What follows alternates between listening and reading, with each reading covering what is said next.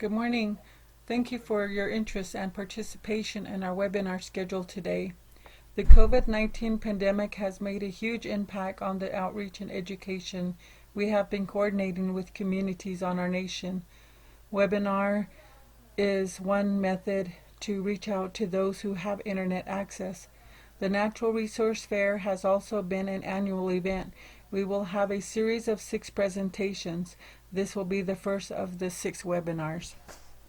Our presenter is Shelby Johnson, County Executive Director, who serves Apache, Navajo, Gila counties. Her topics will include the Coronavirus Food Assistance Program, number 2, Livestock Forage Program, number 3, Livestock Indemnity Program, number 4, Loan Deficiency Payment. Before she begins, I would like to provide a summary of our project. The Arizona Native American Producer Success Project 7 is a collaborative effort between Developing Innovations in Navajo Education, a nonprofit organization, the New Mexico Cooperative Extension Service, and the Nick College Land Grant Office. The project is funded by USDA's Office of Partnership and Public Engagement, Outreach and Assistance for Socially Disadvantaged and Veteran Farmers and Ranchers program. The goal of the Arizona NAP 7 project is to increase the profitability and long-term sustainability of Navajo farmers and ranchers. To achieve this goal, activities in 4 key areas are being undertaken: to improve Navajo farm ranch operations, to increase Navajo farmer rancher knowledge of and access to available program and technical assistance provided by United States Department of Agriculture, the Bureau of Indian Affairs, the Navajo Nation, the New Mexico Cooperative Extension Service, the Dinek College Land Grant Office, and others, to facilitate Navajo farmer rancher use of USDA's Natural Resource Conservation Service, Farm Service Agency, and Risk Management Agency programs, to strengthen the organizational capacity of the Navajo Farmer Rancher Congress to address the current and future needs of Navajo farmers and ranchers. Arizona NAP's 7 contact information. I'm Sadie Lister, the field coordinator. You may reach me at 928-637-5633. I also work with Sharon Sandman. She's the assistant field coordinator. Her cell number is 505-427-4262. We also have New Mexico NAP 6 project. Jesse Jim and Jana Johnson are the staff with that project. Okay, Shelby, you may begin your presentation. Like Sadie said, I'm Shelby Johnson. I'm the County Executive Director for Navajo, Apache, and Gila counties. Sorry, our phones are ringing like crazy. We have the honor to administer the livestock programs for the Navajo Nation. I do cover both Navajo and Apache County, and then I work pretty closely with Arnie Schlittenhart out of the Coconino County office to cover all of Arizona's programs for the Navajo Nation. Today, the first thing that I'm going to talk about is the Coronavirus Food Assistance Program. The Coronavirus Food Assistance Program was brought to us because of the CARES Act. In it, there was money for farmers and ranchers, and so we have this program that we started on May 26th, and we will end it on August 28th. It's been kind of a unique situation because of our current operating status due to COVID-19.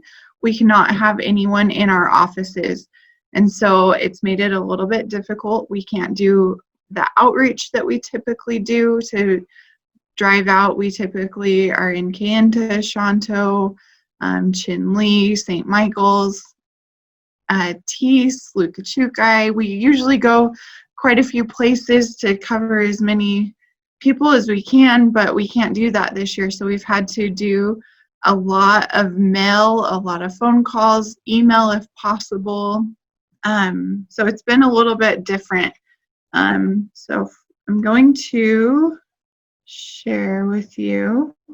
I want to share with you this. This is just the fact sheet. So just all of the basics for the Coronavirus Food Assistance Program. It's a way that we're able to help our nation's farmers and ranchers through this difficult time. It provides financial assistance, and the sign up ends on August 28th. Livestock producers who own livestock who have suffered a 5% or greater price decline are the ones who are eligible. So the eligible livestock are hogs and pigs, cattle, which includes all cattle, and then sheep, which would be lambs and yearlings less than 2 years old. There's two parts to this payment. The first is based on actual sales between January 15th and April 15th. And that includes the sales of any offspring, or if they had any cull cattle or anything like that. The second part of the program is based on the highest owned inventory between April 16th and May 14th of 2020. We need to know the total owned inventory, and then we need to put together your applications. Here are the payment rates. Feeder cattle less than 600 pounds are $102 a head if they were sold. Feeder cattle 600 pounds or more are $139 a head. Slaughter cattle, fed cattle, which is something that you're ready to take to market, or it's ready for butcher. Those usually weigh anywhere between 12 and 1,600 pounds. Those are $214 a head. Mature cattle, those are like cull cows, that's $92 a head. And then all other cattle are $102 a head. We typically don't cover hogs and pigs. We don't have very many hog or pig producers, but those are $28 and $18 respectively. And then for lambs and yearlings, if they were sold, it's $33 a head. All of our cattle for the inventory, it's paid at $33 a head. For pigs and hogs, it's all at $17 a head. And for lambs and yearlings, it's $7 a head. We do have payment limitations of $250,000. If you have not already received anything from our office, just go ahead and contact us and we can get you an application and get everything ready for you to sign up.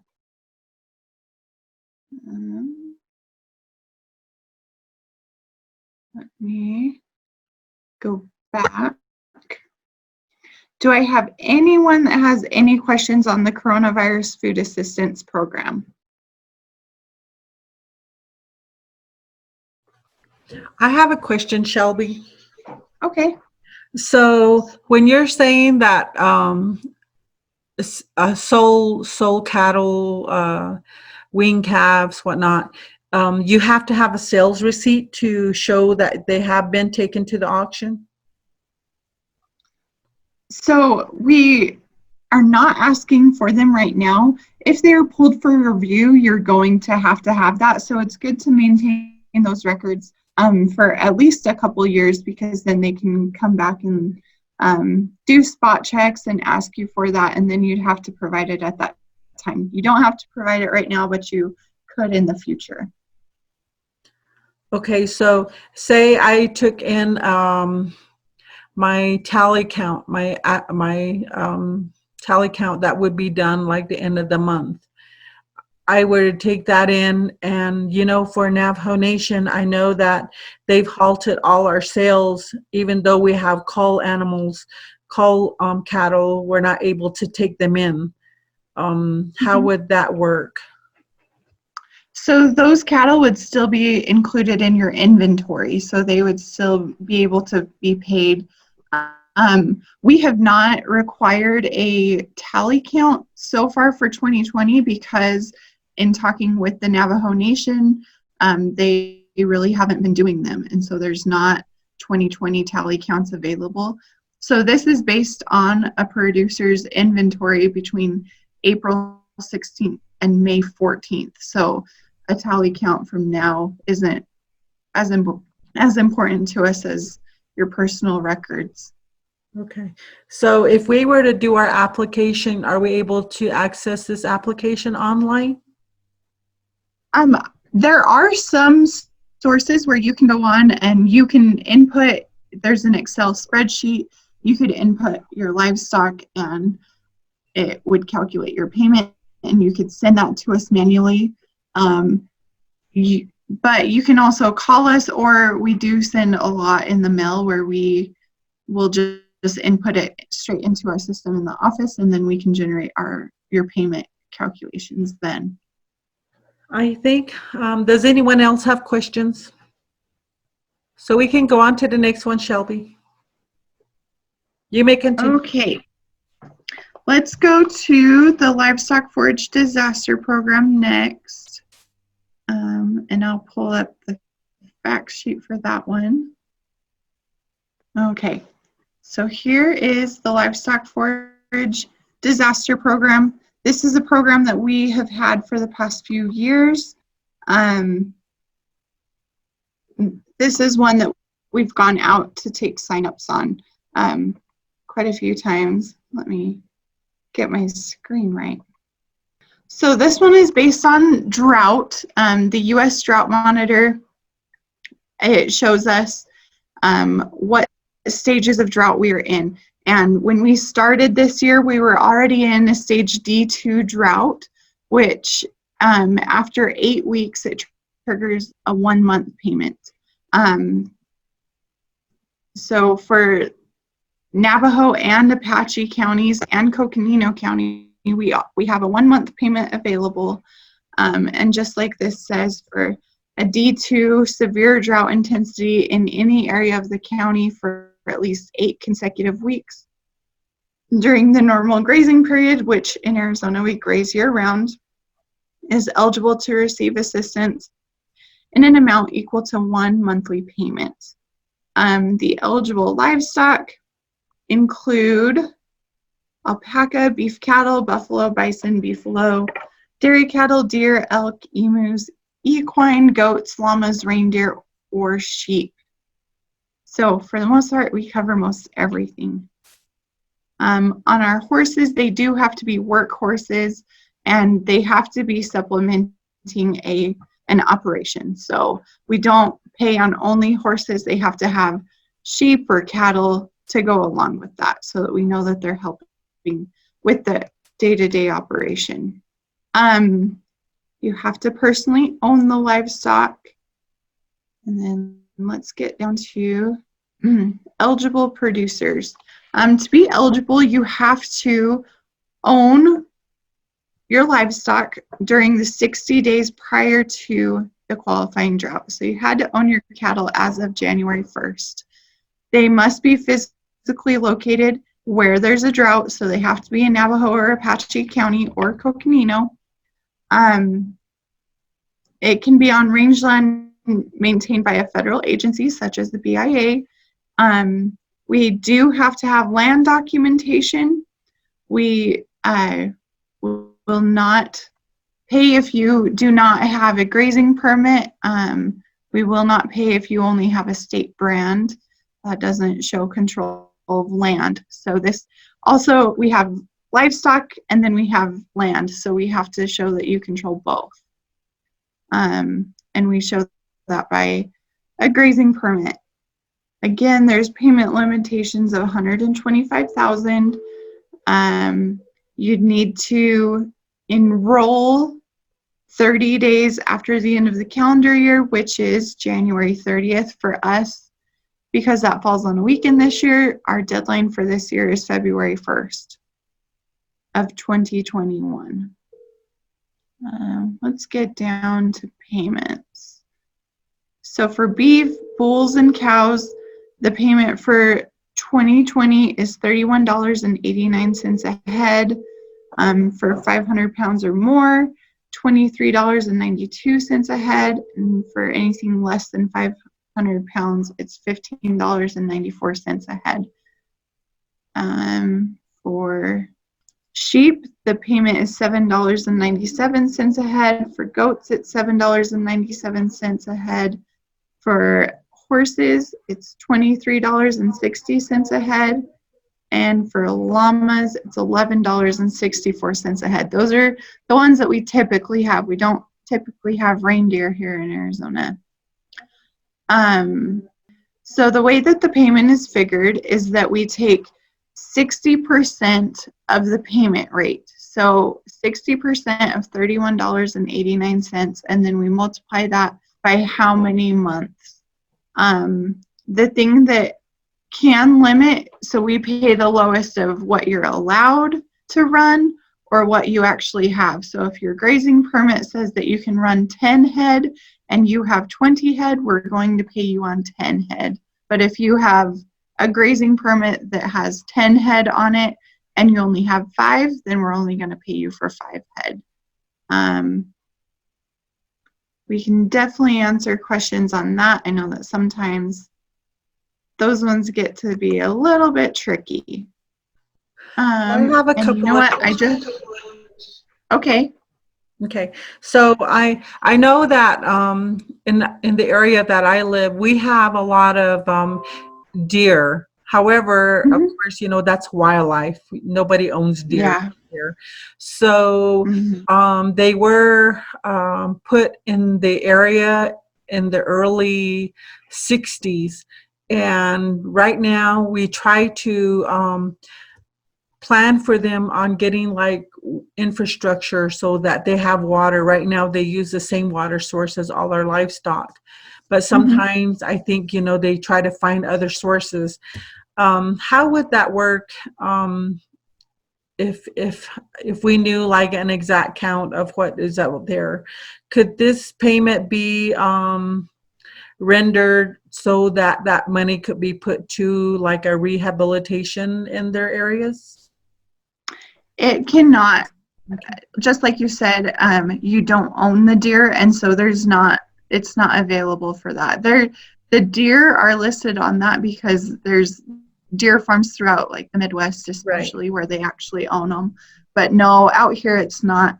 The best resource for putting together things like that, water sources or things for wildlife, is Felix Nez. He is the NRCS district conservationist. He works out of the Dilcon office, which would be in your area, and he would be able to help. NRCS, they cost share on different practices, and one of the things that they look at is how it affects wildlife. They look at putting in water sources and different things that are there to help them. So Felix would be a great resource to be able to answer to that. Okay. My second question, Shelby, is, you know, our grazing permit indicates, say I'm able to run 10 cows. However, because of the drought and due to the forage, I have reduced to 2 cows. How would that work? So we pay you on what you actually own. So if you own 2 cows, then it would be paid on 2 cows. Okay. Thank you. It looks like we have a question from Dorothea Litzen. I missed this part of the screen. She said, so you must have sold cattle during that time period to qualify. And so I assume that you're talking about the Coronavirus Food Assistance Program. For the first part of the payment, you did have to sell livestock during that time period. For the second part, you did not have to sell anything. It could be, you could have 0 for sold and then have your entire inventory and we would still pay you. You don't have to have sold livestock. So I hope that answers your question. Does anyone have any questions on coronavirus food assistance or livestock forage? All right, I am going to move on. The next one that I'm going to talk about is the Livestock Indemnity Program. This one is it's there to help if you have livestock that die. There's a few, you had to have owned your livestock, and then they had to have died in excess of normal mortality. So what that means is that we have certain thresholds where just on any given year, any circumstances, you're going to expect that you're going to lose a few. But this helps if there's an excess of that. Livestock that are eligible, again, are cattle, swine, llamas, goats, sheep, anything like that. And this would be any class of livestock. So it would be your rams, ewes, lambs, bulls, cows, anything. These cattle, these livestock, they had to have died because of an adverse weather event, because of certain diseases, or because of an attack. The adverse weather could be anything from earthquake, hail, lightning, tornado, tropical storms, typhoons. I don't think that we have those here. And then they can be winter storms if they are pretty excessive winter storms, heavy snow, high winds, freezing rain, floods, blizzards, wildfires, extreme heat, extreme cold. Those ones have to be pretty out of normal to qualify. Drought is not an eligible weather event. There's only a few diseases that are eligible. Anthrax, cyanobacteria, and larkspur poisoning, which I've actually had some reports of larkspur poisoning. So this is what we would go through if you had livestock die due to larkspur poisoning. Eligible attacks, they are only eligible if it's an attack by animals that were reintroduced to the wild by the federal government, which would be our wolves, avian predators. Mostly here it's just wolves. So the way that this program works is it's based on livestock deaths. If it's in excess of the normal mortality, then we pay 75% of the average fair market value for the livestock. To apply for LIP, you have to contact us within 30 days of noticing when the loss happened. The best thing to do is to document. Take a lot of documentation. Take pictures. If you had a vet come out, have those records. The best thing is to document. It takes a lot of documentation to get these claims approved. So we have to show what happened and why and what measures were taken, and you just want to show what exactly happened. We would need receipts, anything that you spent on them. If you purchased them, we'd need receipts for that. And then depending on the year, there's different payment rates. For example, a cow for 2020, we would pay 75% of $889. For sheep, we would pay 75% of $139 for a ewe. That mostly covers LIP. The best thing to do if you have a loss like that you think could be eligible is to call. If you think it's eligible, call. We can't do anything if it's past the 30-day mark. And so even if it's not eligible and you call us, that's the worst that we can say is, oh, that doesn't qualify. It's the best thing to do is call, because after the 30 days, there's absolutely nothing that we can do. Do I have any questions on the LIP program? Looks like no questions. All right. Okay, so the last program that I want to talk about, it's called the Loan Deficiency Payment Program. It is better known here as the wool program. So this happens when prices on wool drop, and then we are able to pay. The way that this program works, if you have wool to sell, you need to contact your FSA office to sign up before you sell. You have to sign 2 forms to be able to get the payment. The first one you have to sign before you sell, and then the second one is signed after you sell. We base the second one off of your receipt. Currently, we pay 30 cents a pound based on what you actually sold. The reason that we have to sign first is that you have to sign before you lose beneficial interest, so that we know that you're interested in applying for this program. We can't do anything after it's sold, so make sure that you contact us before it is sold. I do know that there's been a few places that have not bought wool this year just based on the COVID-19 situation, but we are aware of a few. There's John at the Tisnos Plus Trading Post is buying. They're buying at Cowtown, and they're buying at the Navajo Shopping Center. And we have some forms available at those places so that you can sign up, but the best thing is to contact us to make sure. Are there any questions on our wool program, or does anyone remember it from years ago? From what I understand, it's been a long time since it's happened. A long time ago, about maybe 2006, I believe, we shared, and I wasn't too familiar with these programs.